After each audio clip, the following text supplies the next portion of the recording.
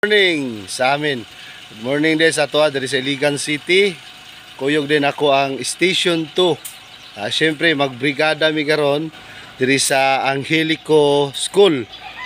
Angelico Medina Memorial School. Diri mo ni ang ato ang school, no. Diri karon good morning sa atong tanan, 6 o'clock. Dahil nang uban atong mga CSIIG proceeding pa lang sila sa area. Dayon dapat ang kauban namo sa kuan Philippine Army o atong mga PNP, pero ang atong Philippine Army na lahi ang ilang schedule mo tong ugma pohon didto mi sa school ng Annex. Dayon didto na sa mi magbrigada. Nahuman na magbrigada ang kuan kaning Mibulo didto sa Tipanoy, Iligan City, no. Human na mong kuan to sa Mibulo.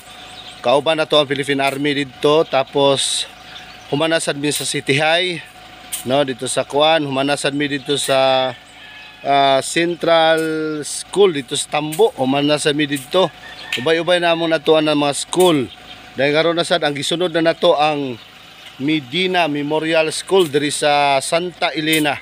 Yan. Then syempre kauban na to ang Station 2, no, Station 2. Dayon kauban ang uban na to mga CSIIG sad.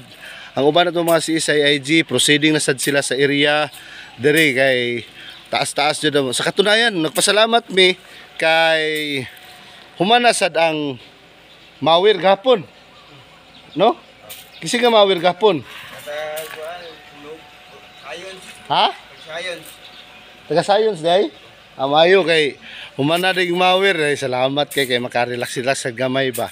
Pero karon manhita diri sa lugar, medyo daghan lang taog siligan, pero okay ra na siya, no, okay ra na siya.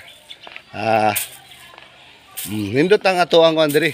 Kailangan man god ang pagsulod sa mga bata, dili na kay sila mahago mo nang sa ato mga ginikanan na jud tay kuan permanente sa atong school, mga pahina, no, o sa pinaka-importante para ato mga bata dili na sila mahago, no.